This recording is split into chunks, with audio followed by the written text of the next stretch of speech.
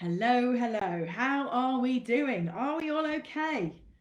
Are we all okay? It's Thursday. It's nearly the end of week 1 of January, guys. OMG. Can't quite believe that, can you? We were celebrating New Year's Eve the other day. I'm just going to check that we're live in the group. We were celebrating New Year's Eve, and now it's like Friday, the end of the first week. I cannot believe it. So let's have a look. Where are we? Are we here? There we are. There we are. So if you are watching live, you know what to do. Give me a hashtag live. And if you are watching on replay, give me a little hashtag replay. So let's kick us off. Hello, Michelle. Hello, hello. Hello, Katie. How are you doing? Katie, how was your call today? Didn't you have a call today with a potential client? I hope that went well. I hope that went well, my dear. So yeah, how has everyone's weeks been? Have they been good? Have they been fruitful? Have they been what you hoped for when you were sat there on New Year's Day thinking 2021 is going to be my year? Has it been a good week so far? My week's been pretty amazing actually, apart from I've just lost my screen. Um, yeah, my week's been really good actually. Had a really big inquiry come in yesterday and another big one come in today. So, and I've got a discovery call at 6:30. So this cannot be a long live today. So I'm going to be talking to you. I'm going to be talking to you on this session about how to create urgency without being sleazy, without using sleazy sales tactics to scare your clients away. So that is what I'm going to be focusing on in this live. So, Katie, your call is tomorrow. I can't wait to hear how that goes.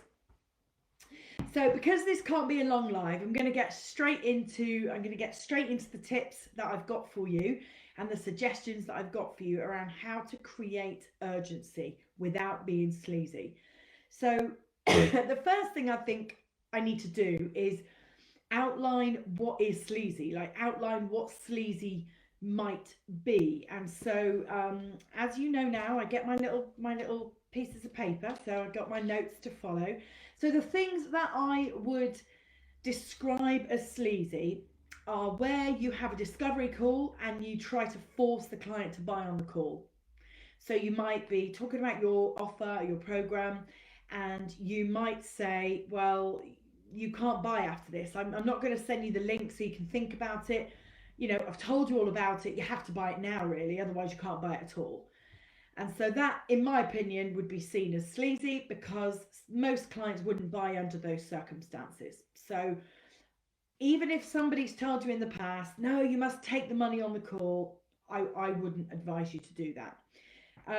The other thing that I don't think is the right thing to do is to say to somebody, I'll send you the link to you for you to buy from the sales page, but you have to buy today. Otherwise, the price is going up. You have to buy today. You haven't got time to think about it.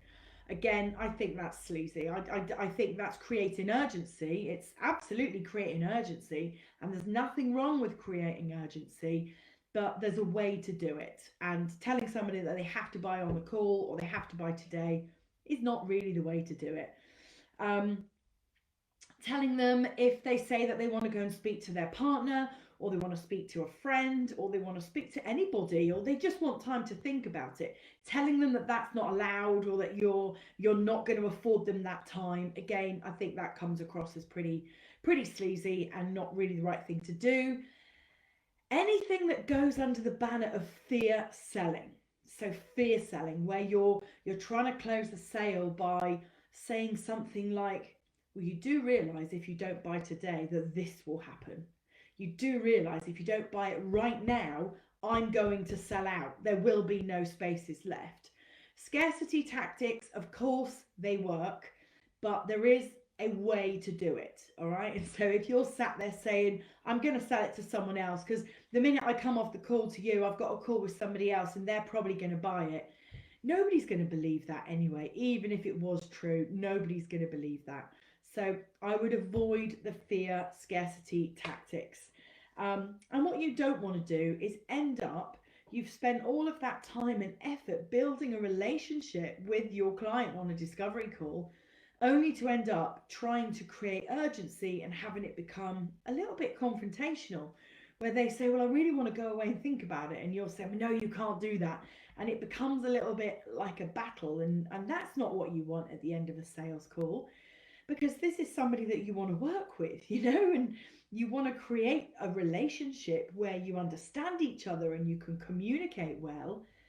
And you can't do that if you're trying to force them and back them into a corner. So I wouldn't advise anything that creates unnecessary fear or pressure, or making somebody feel, that they've got to make a decision there and then. Please do let me know if you've ever used any scarcity tactics that have worked. If you've ever used any fear tactics that have worked, do let me know, because my way is not the only way. Maybe my way is authentic. Maybe my way is more subtle than somebody that wants to try to sell to you there and then, and grab your credit card details off you there and then. But my way has worked for me for 20 years. So I trust it, and I know that my clients do too, and I know that it works. So yes, scarcity has a place, but I also think that you need to protect the relationship above all costs. So you don't want somebody thinking that all you are to them is a walk-in wallet. You don't want your client feeling like all they are is money in your bank account, because they're a person with needs and goals and objectives, and your job is to help them to achieve that. Even whether you're a coach, whether you're a virtual assistant, whether you're a designer, whatever your role is, if you're a service provider, your client wants to work with you for the service that you can provide. And the worst thing you can do is try to back them into a corner. So we absolutely don't want to do that. And I'm going to give you some tips that will help you to drive the urgency without increasing the pressure unnecessarily. So one of the things that I would advise that you do to build urgency on your sales calls is ask your client to be, hopefully your client to give you an indication of how urgent this situation, their goal. So they've described a goal to you. Ask them, how urgent is it that you achieve that goal? And how important is it that you achieve that goal? And if I asked you now to weigh up which was it urgent or important or both, which is it? Have a think about that. So you're approaching the discovery call like a coaching call, because you're holding the mirror up and you're asking them to reflect on whether or not their goal is urgent, whether it's important, whether it's both, or whether it's one or the other. And you can say, score out of 1 to 10, how urgent is it? You can ask them to give you a deadline. When would you ideally like this goal to be achieved? What is the date that you would like to put on that? And that will get them to start opening up and talking about how quickly they do want to arrive there, how quickly they want to get there. And that will help you to understand how easily you can get them there. Because if they've got a ridiculously massive objective, and it's going to be really difficult for you to get them there by the date that they hope for, well, then you're going to need to talk about that. So ask them about urgency and ask them about importance. All right.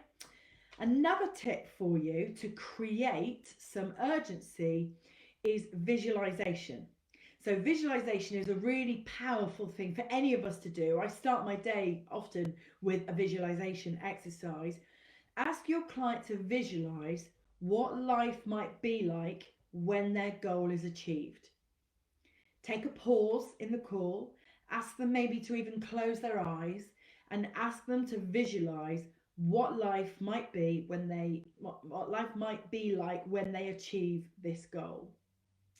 And when you can see that they've got a picture of it, ask them to describe it to you and paint you a picture with words. Ask them to tell you how it looks, how it feels, how it sounds, how it smells. Ask them to really talk you through this visualization of what life will be like when they've achieved this goal that they're talking to you about, the goal that you are now going to ask them to invest in. And once you know that they visualized it and described it to you, they are then in a much better place to think about whether or not they might want to invest in it. because when they stop that visualization exercise, you can say, now, how do you feel? How excited do you feel to get started on this? When should we start? When should we begin?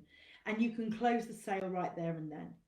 So ask them to really visualize it and describe it to you so that you get them in a place of excitement and a place of reassurance that that you now understand where they're going, and you have agreed that you can take them there, and so that now they're ready to buy.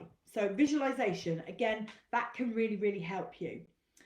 Another tip, so another piece of my little notepad that I've got here in front of me, another tip for you is to think about, or ask them to think about, if we were already working together, what would you be expecting of me from the word go? What would you be expecting of me from the minute that we started working together? And then you can hear in their words, because their words are what's really important, you can hear in their words how they're going to describe to you what the work that you do together will be like, you know, similar to the visualization exercise, but they're going to start describing to you, when you start to become my coach, Rachel, this is what I expect of you. I expect you to do this. I will need you to do that. I will need you to do the other. And as they're describing it to you, it starts to become real. It starts to become real in their mind. It starts to become a reality that actually you and them, you could start working together really soon, really quickly, really easily. All they've got to do is take that final step over the line to make the investment. So by asking them to describe to you what life might be like when you're already working together, again, that will help to raise the urgency. Okay, what would you expect of me? That's the question.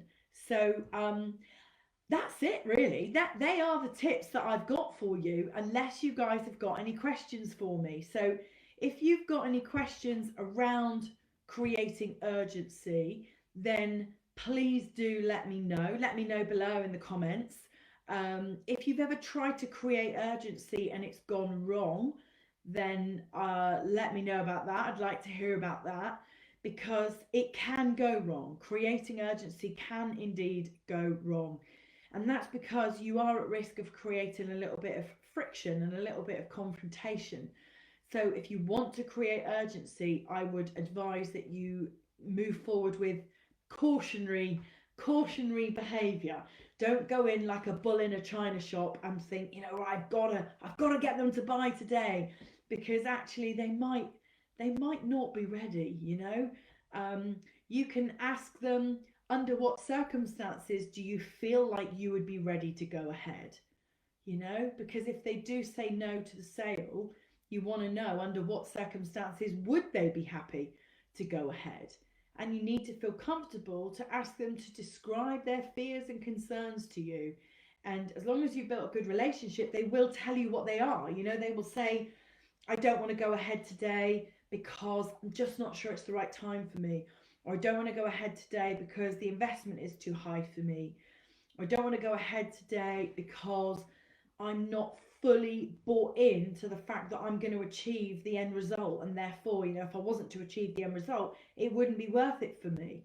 So you need to be empathetic and inviting of them to tell you the real truth, you know, about why they're not happy to move forward. Because if they describe it to you and you're able to help them overcome that, well, then you still might be in with a chance to work with that person. So don't be afraid of somebody saying no on a sales call. You know, it has happened to me before where somebody said no, and then literally an hour later you hear from them and they go, no, I've changed my mind, I want to do it, I want to do it. Because, you know, curiosity gets the better of people. So be really open, be really, you know, empathetic to let them explain their doubts, their fears, their concerns. And if they do that, you might still be able to get them there. So thank you, Katie. I'm glad you liked those tips. Thank you, Claire, for giving the visualization the thumbs up. Visualization really is a powerful tool in business, full stop. But it has its place in a sales conversation, especially when somebody's got a big goal and you're asking them to really step into that future vision. So yeah, I'm glad you enjoyed the tips. I cannot believe that tomorrow is Friday and it's the last day of Sales Mindset Bootcamp week. I can't believe it. It's gone so quickly. I've got 2 sessions tomorrow for you, and tomorrow's sessions are on sales affirmations. So, some kind of sales mindset stuff that you can say on a daily basis or you can journal about, that will help you to really learn to love sales and not see it as a scary place. So we've got a session on sales affirmations, and we've got a session which I think I'm going to do quite a bit of promotion on this final session for the group, because I do think that this will be the best session for a lot of you who are working towards more discovery calls in the diary, and I know that that goes for a lot of you. So if you are working towards having more and more discovery calls in your diary, and if you're not, why not? So the more you get those discovery calls, the more you're going to want to be able to structure them really, really well. So I'm going to be practicing what I preach in 12 minutes, because I've got a discovery call that I call a personal breakthrough call with somebody at 6:30 today. So I'm going to be practicing this exact structure that I'm going to give you some tips on tomorrow. So yeah, tomorrow we've got sales affirmations, and we've got how to structure your discovery calls so that you can convert them, so that you stand a better chance of converting them. So make sure that you pencil time in your diary to join that session around structuring your sales call, because I know that that's absolutely going to help you loads. So thanks for watching. Again, if you are watching on replay, give me a hashtag replay, and if you have any questions, you know where I am. I'll see you soon, guys. Bye bye.